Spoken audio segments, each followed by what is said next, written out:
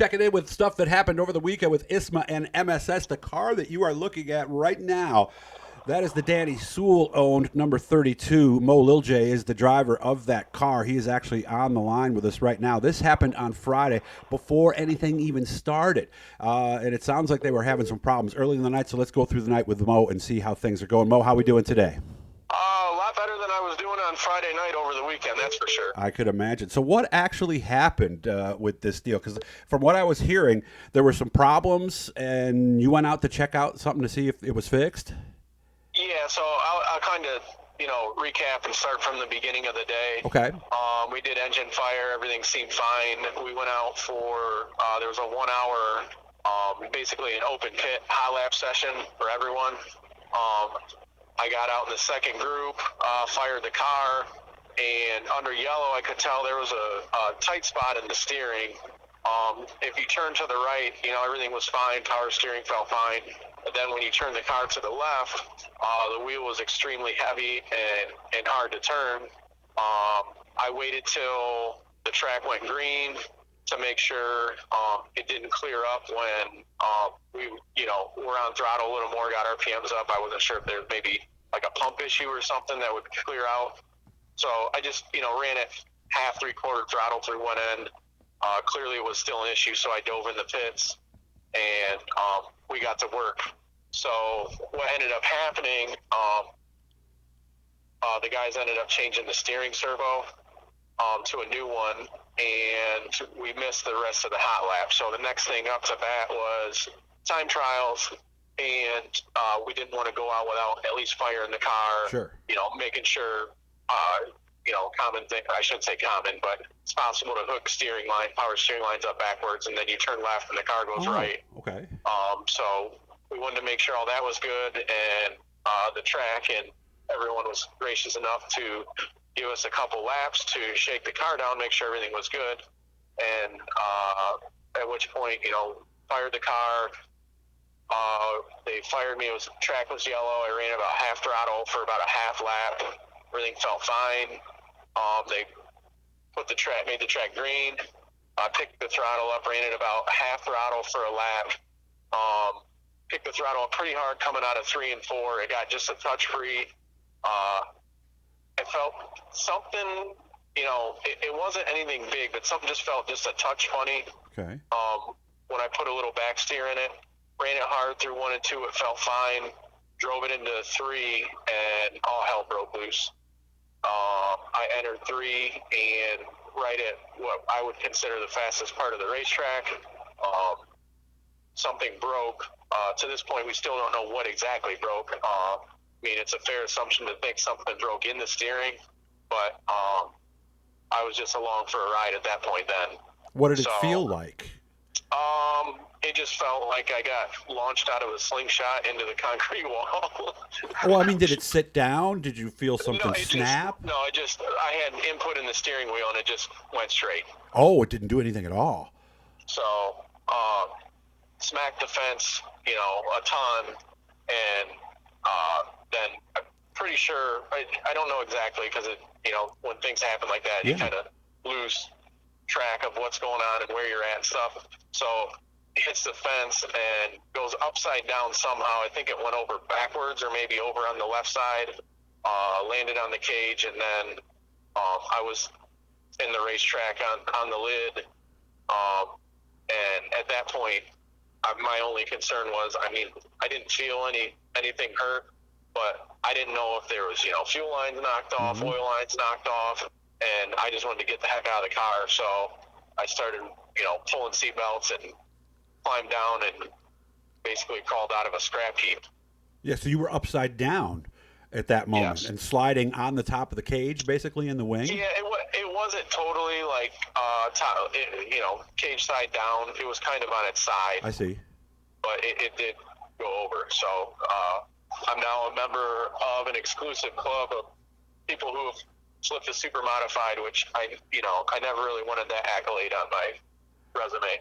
What's it like in those first few seconds? Like, because you're sliding and obviously you're hearing everything that's going on. It happens so incredibly fast. I can't even begin to describe how quick it happens. From the point when, the part broke, and to the point where I landed on the racetrack, I don't know, maybe a half of a second. Mm-hmm. I mean, it happens insanely fast, and like you have enough time in your head to go, "Oh man, this is going to be bad." Yeah, you told me when I talked to you on the phone yesterday, you said you had that 1 second before you hit the wall where you kind of said that to yourself.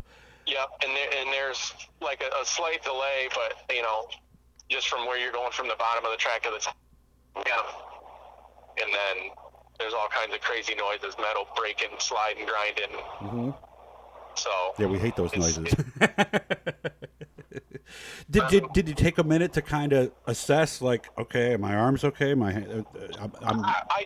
Once I got out of the car and I got clear of, I know I'm not going to be stuck in this thing and it could possibly catch on fire. Yeah. It's basically, I think I speak for everyone when that drives a race car that's their worst nightmare. So being upside down. Catching on fire, being stuck in the car. Yes.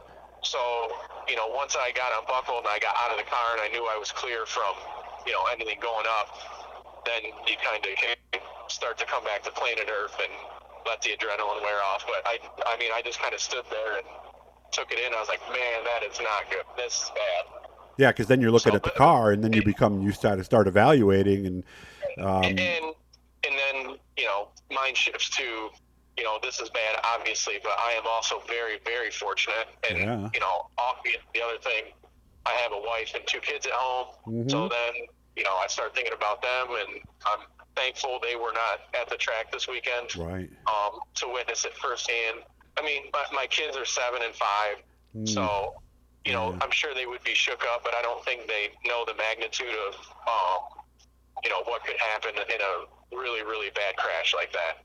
So what did you tell them? I tell them the truth. I showed them pictures of the car and stuff. Actually, my little girl, I haven't told Danny this yet, but my little girl, Kinsley's 7, and I got home early Saturday morning and laid down, and then once everybody got up later on Saturday, I showed her pictures of the car. And she said, "Oh no, Daddy." She said, "Danny is going to be mad at you." You wrecked his car. Okay, so she didn't care about Dad. It was yeah. Dad's going to be mad. Danny is going to be mad at you. Mm-hmm. Yeah, and I talked to Dan right before I got on here, and so the latest is they really haven't had a chance to look at the car. He's been taking some stuff off, but they haven't really been able to do the deep dive, or as you said, peel back the onion and see exactly what's there. So I guess we'll just hope for the best from here on in, and hopefully your season's not over. I would guess the way you're looking at it now, right? Yeah, I mean, and that's really the only way you can approach it. Obviously, the more things you cut off, the more things you find that are compromised or need to be, fixed or repaired. So, and all that's time consuming. You can't just start cutting and ripping stuff off the race car. So, obviously the stuff that's crunched and destroyed is bent, broken, but the main concern and priority would be with all the main structure of the frame itself. Well, let's also be pretty honest here. The main thing is you too, so we can replace all these things. So the big thing is that you're okay. Yeah, in reference to the race car itself, but gotcha. I was very fortunate to not have anything bad. Yeah. Just dings, bumps, and bruises. There was a moment I thought I broke my forearm. I've never broken a bone, so I don't know, how bad it hurts or anything like that. So once, the adrenaline wore off, I got back in the pits, and I'm not sure who it was. Somebody was asking me if they thought I needed to get looked at, and my initial response was, no, I think I'm fine, but I kind of turned my right wrist, and I felt my forearm hurt more, and I was like, oh man, and I looked at it, and it had a but you're fine, right? So like a big knot on the side of it. Okay, so we're just about out of time. I can't believe this went by so fast, but we're just about out of time, Mo, so I got to let you go. But you're fine, right? Everything's good? Yes, 100%. Good. Got a little bit of a sore shoulder still, but I've been icing it, and it feels better every day. So well, I'm glad you're okay. There's not going to be no lingering issues. The car, we'll have to wait and see. We'll get back with Dan on that. So you take care of yourself, drive safely, man, and I'm glad you're okay. Thank you. All right, sounds good, Doug. Thank you.